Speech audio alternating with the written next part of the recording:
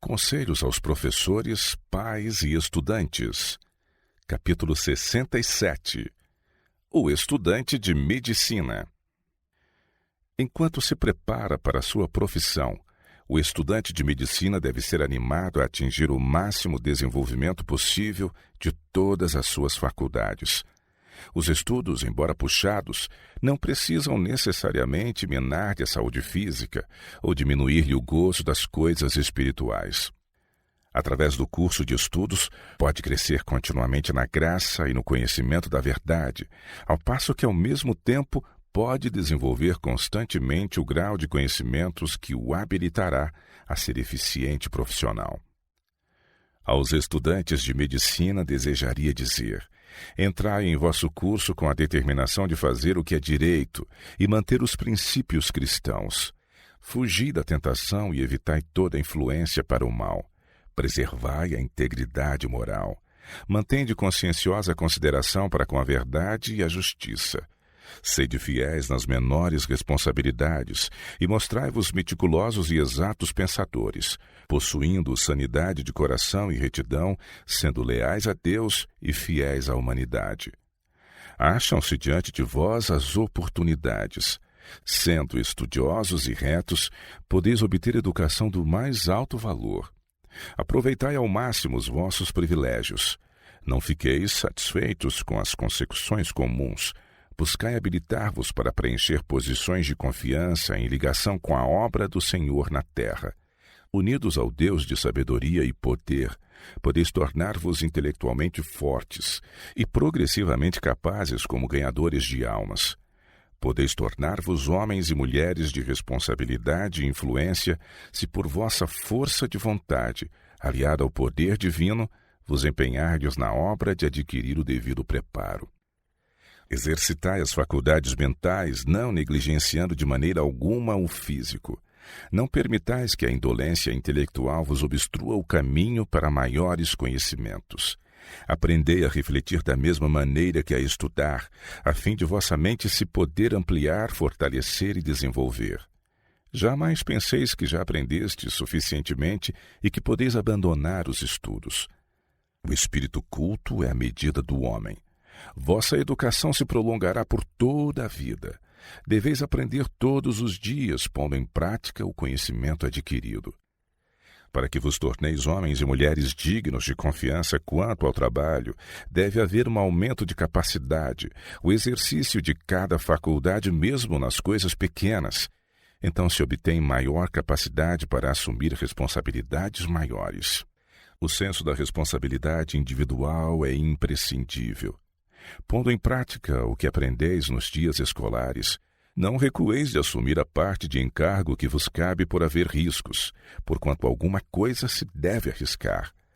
Não deixeis que outros vos sirvam de cérebro. Precisai exercitar as faculdades para fortalecê-las e avigorá-las. Assim aumentarão os talentos que vos foram confiados, à medida que firme, sistemática, infatigável energia for exercida no desempenho das responsabilidades individuais. Deus quer que acrescenteis dia a dia, pouco a pouco, vosso pecúlio de ideias, procedendo como se os momentos fossem joias a serem cuidadosamente colhidas e discretamente prezadas. Assim, haveis de adquirir amplitude de ideais e vigor intelectual. Deus não exigirá do homem contas mais estritas de qualquer coisa do que da maneira em que ocupou o tempo. Tendes acaso malbaratado as horas, empregando-as mal? Concedeu-nos Deus a preciosa graça da vida, não para ser empregada em satisfação egoísta. Nossa obra é demasiado solene, demasiado curto o tempo de servir a Deus e a nossos semelhantes, para ser gasto em busca de fama. Oh, se os homens se detivessem em suas aspirações justamente onde Deus estabeleceu os limites, quão diverso seria o serviço prestado ao Senhor. Muitos há tão apressados em galgar as distinções que saltam alguns degraus da escada, e assim fazendo perdem a experiência que precisam ter a fim de tornarem-se obreiros inteligentes. Em seu zelo, afigura-se-lhe sem importância o conhecimento de muitas coisas. Deslizam pela superfície, não se aprofundando na mina da verdade, adquirindo assim, mediante lento e penoso processo, a experiência que os habilite a ser de especial auxílio aos outros. Queremos que nossos estudantes do ramo médico sejam homens e mulheres íntegros e que sintam ser seu dever melhorar todo o talento a eles emprestado, de modo a duplicarem por fim o capital que lhes foi confiado.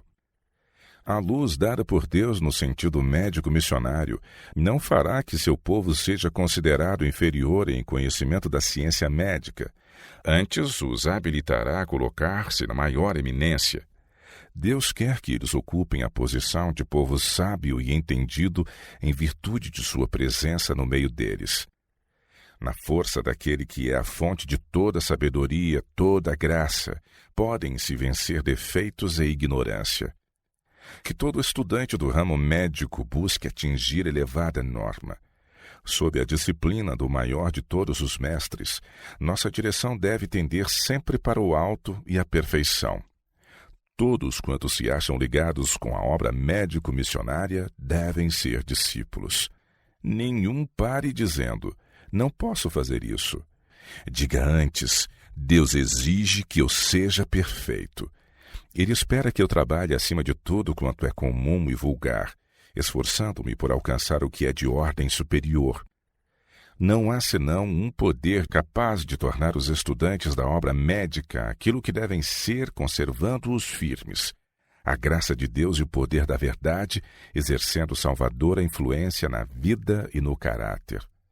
Esses alunos que pretendem servir a humanidade sofredora não encontrarão para cá do céu um ponto em que cheguem à formatura. Esse conhecimento que se chama ciência deve ser adquirido enquanto o que o busca reconhece diariamente que o temor de Deus é o princípio da sabedoria. Tudo quanto fortaleça a mente deve ser cultivado ao máximo da capacidade, ao passo que, ao mesmo tempo, as pessoas devem buscar em Deus sabedoria, pois a menos que sejam guiadas pela sabedoria do alto, tornar-se-ão fácil presa do poder enganador de Satanás. Tornar-se-ão importantes aos próprios olhos, arrogantes e presunçosas. Os médicos tementes a Deus falam modestamente de sua obra, mas os noviços de pouca experiência em lidar com a parte física e a espiritual dos homens falarão muitas vezes jactanciosamente de seus conhecimentos e consecuções. Essas pessoas necessitam conhecer-se melhor a si mesmas, tornar-se-ão assim mais inteligentes quanto aos próprios deveres, compreendendo que em qualquer ramo em que tenham de trabalhar, precisam possuir mente voluntária, espírito diligente e sincero e abnegado zelo em buscar fazer bem a outros. Não atentarão para o melhor modo de preservar a própria dignidade, mas, mediante atenção e cuidado, vêm a alcançar reputação pela integridade e exatidão, conquistando ao mesmo tempo, pelo serviço cheio de compassivo interesse, o coração daqueles a quem servem. Existem na profissão médica muitos cépticos e ateus que exaltam as obras de Deus acima do Deus da ciência. Relativamente poucos dos que entram nas escolas médicas do mundo saem dali puros e incontaminados. Deixam de tornar-se elevados, nobres, santificados. As coisas materiais eclipsam as celestiais e eternas. Por parte de muitos, misturam-se a fé e os princípios religiosos com os costumes do mundo e suas práticas, e rara é a religião pura e incontaminada. É, porém, o privilégio de todo estudante entrar na escola superior com o mesmo princípio firme, determinado que tinha Daniel quando entrou na corte de Babilônia, e guardar impoluta a sua integridade através de seu curso de estudos. A força e graça de Deus foram providas com um imenso sacrifício para que os homens fossem vitoriosos das sugestões de Satanás, de suas tentações, delas saindo incontaminados. A vida, as palavras e o comportamento são os mais poderosos argumentos, o mais solene apelo aos descuidosos, irreverentes e cépticos. Sejam a vida e o caráter o forte argumento em favor do cristianismo. Então os homens serão forçados a reconhecer, vendo-vos, que estivestes com Jesus e dele aprendestes. Não se iludam os estudantes da ciência médica com as artimanhas do diabo ou com quaisquer de seus astutos pretextos, adotados por tantos para enganar e enredar. Mantende-vos firmes aos princípios. Indagai a cada passo, que diz o Senhor. Dizei firmemente, seguirei a luz. Respeitarei e honrarei a majestade da verdade. Especialmente os que estão estudando medicina em escolas do mundo se devem guardar contra a contaminação das más influências de que estão continuamente rodeados. Quando seus instrutores são homens sábios segundo o mundo e os colegas incrédulos que não têm pensamentos sérios a respeito de Deus, mesmo os cristãos de experiência se acham em risco de serem influenciados por esse convívio irreligioso. Não obstante, alguns têm passado pelo curso médico e permanecido fiéis aos princípios. Não tomaram parte nos estudos aos sábados e demonstraram que os homens podem habilitar-se para os deveres de um médico, sem, contudo, decepcionar a expectativa dos que os animaram a educar-se. É devido a estas tentações particulares que nossos jovens têm de enfrentar nas escolas médicas do mundo que se devem tomar providências para que o curso preparatório e médico seja feito em escolas nossas, sob a direção de professores crentes. Nossas escolas missionárias das maiores uniões em várias partes do campo devem ser aparelhadas de maneira a habilitar nossos jovens a satisfazer as exigências de admissão especificadas pelo Estado quanto aos estudantes de medicina. Devem-se conseguir os melhores talentos, de modo que nossas escolas atinjam a devida norma. Os jovens e os de mais idade, que julgam seu dever habilitar-se para trabalho que exija passar por certas provas legais, devem poder alcançar em nossas escolas missionárias das uniões tudo quanto é necessário a fim de entrar em uma escola de medicina. A oração operará maravilhas pelos que a ela se entregam vigiando. Deus deseja que todos nos achemos em posição de esperançosa expectativa. Aquilo que Ele prometeu, isso fará, e conquanto haja exigências legais que tornem necessário que os alunos de medicina façam determinado curso preparatório, nossas escolas superiores devem tomar providências para levar os alunos a alcançarem preparo literário e científico necessário.